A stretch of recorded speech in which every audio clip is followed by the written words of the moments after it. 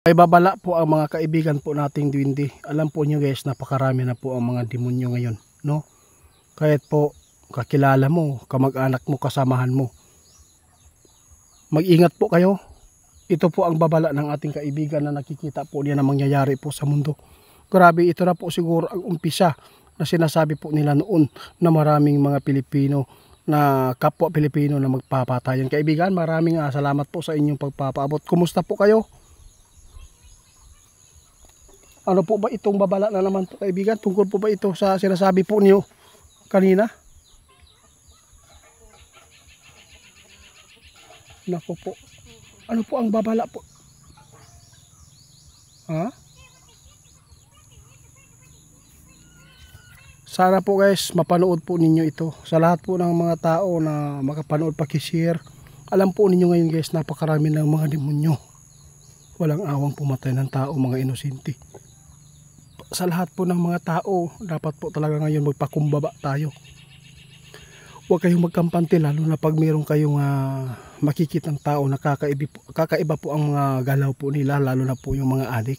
Kapag nagkaroon kayo ng mga alitan, huwag kayong magkampante. Marami na pong pinatay, kaibigan.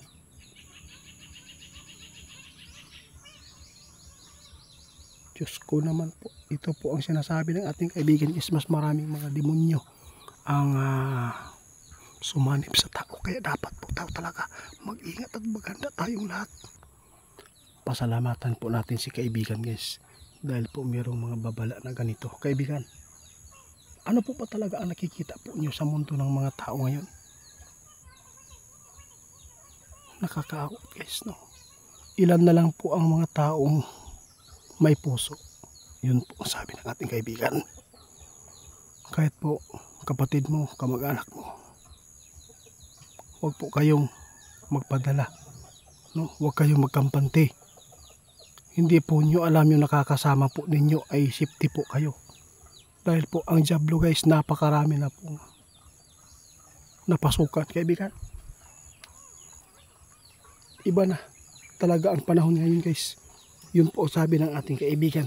Kaya dapat po kung meron man kayong mga hindi, no, na nagkaintindihan sa pamilya, huwag po kayong magkampante, lalo na kung meron man kayong mga kabitong mga alitan, kailangan po ninyong umiwas agad.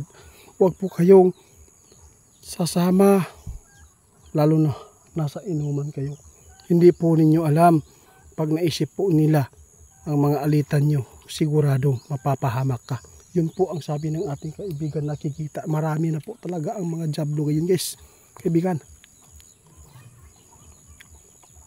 Kalau ipod no, wala na gid tayo mahimo di kaibigan. Dahil po sa raming mga tao sa mundong ito, iilan na lang ang may puso. Napakasakit guys. Napakarami ng mga biktima ng mga diablo, ang mga taong inosente pa ang kanilang nabibiktima.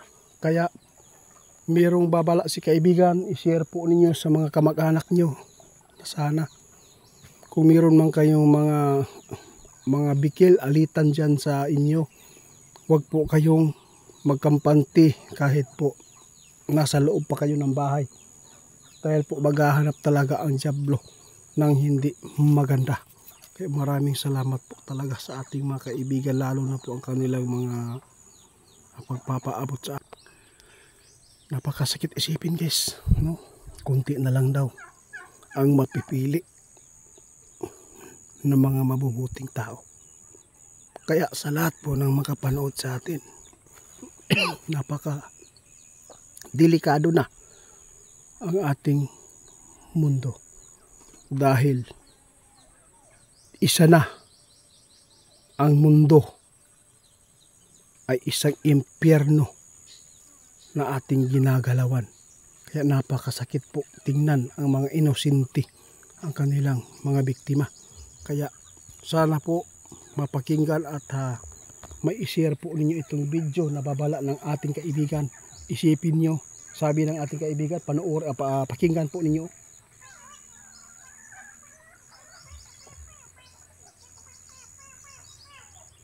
Wala nang safety daw talaga guys. Grabe, kunti na lang ang tao na may mga puso na hindi nakagawa ng mga krimen. Kaya dapat kayo na lang po maghusga guys sa mga ipinapaabot namin.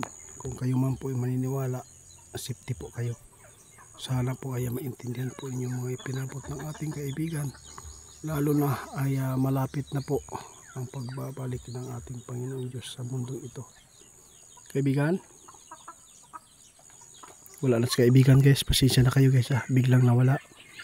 May kailangan siguro silang pinuntahan, kaya magpasensyahan nyo na po, no? Tandaan nyo, konti na lang ang taong mabubuti. Hanggang dito na lang muna ang aking pagpapaabot, ang aming pagpapaabot sa inyo. Tandaan nyo ang babala ng ating kaibigan, kung sino man po yung mga tao na makapanood, na kung meron man kayong mga alitan po sa inyong mga pamilya, sa inyong mga kapitbahay, sa lahat-lahat ng mga lalo na pag nalaman po ninyo na may mga bisyo, huwag po kayong magkampante po doon, lalo na pag kayo ay naglalakad po ng gabi o araw man, no? Dahil ang dyablo ngayon laging nanunuklaw at marami nang natutuklaw.